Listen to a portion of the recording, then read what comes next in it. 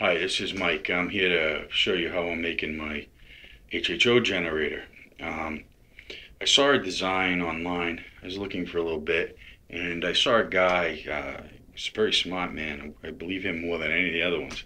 Um, he's HHO for all. Very good guy. This is a tribute to him.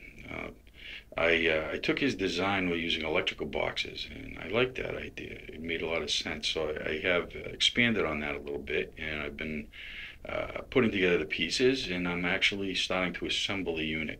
So we'll see the results in a little bit. But first, I'd like to show you what I'm assembling. I went to Walmart, and I did clean them out of those little condiment cups. Very good idea to clean them out because there's probably not a lot. I am saving the paperwork. They're made in India, and I'm going to save the label. Maybe there's a cheaper way to get these things.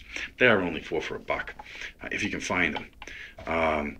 Okay, so here's what I got. I picked up some electrical boxes, and what I found was I could screw the units together this way, and I put one with dual outputs on the top. On the bottom, which will be for the engine box, which will be down below.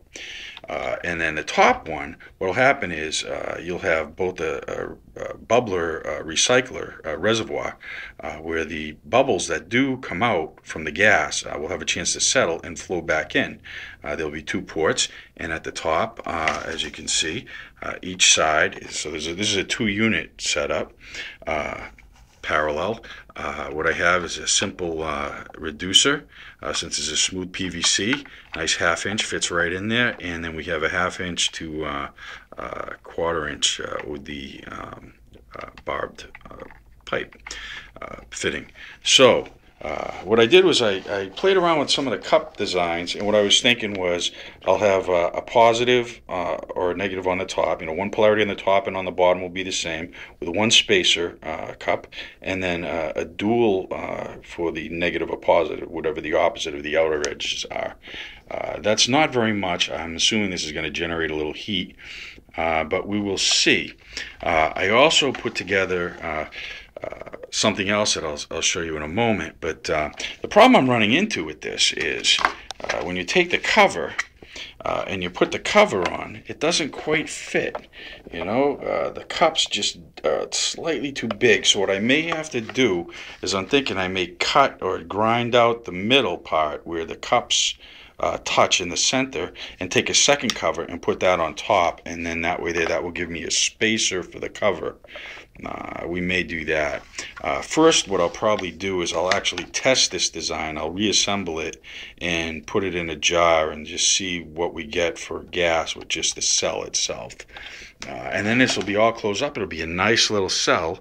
I've been working with a little mechanic from around the corner, and he's pretty happy about it. He let me slide on a taillight replacement today. I think he wants a piece of this, and I'm glad to give it to him.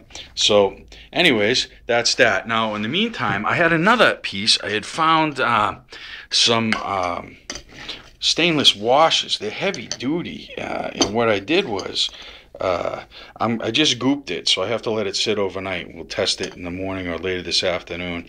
What I have is I have some small washers, stainless, then a large one, and some small ones in between. It's sort of a little configuration where I have positive, negative. And what I found was you can take the stainless steel ties, zip strips, and you can just tighten them down on that washer nut. Now, as far as the nylon bolt goes, I went all over the place. Nobody has those. So you know what you use? You find a toilet seat bolt and washes. They work great. It's a perfect size. Now, this particular one would fit in my box. The problem is it would be facing up and down, and that's not the ideal configuration.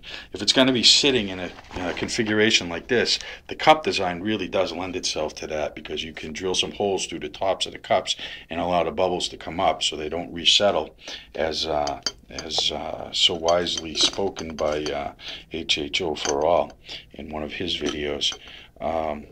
So that's it.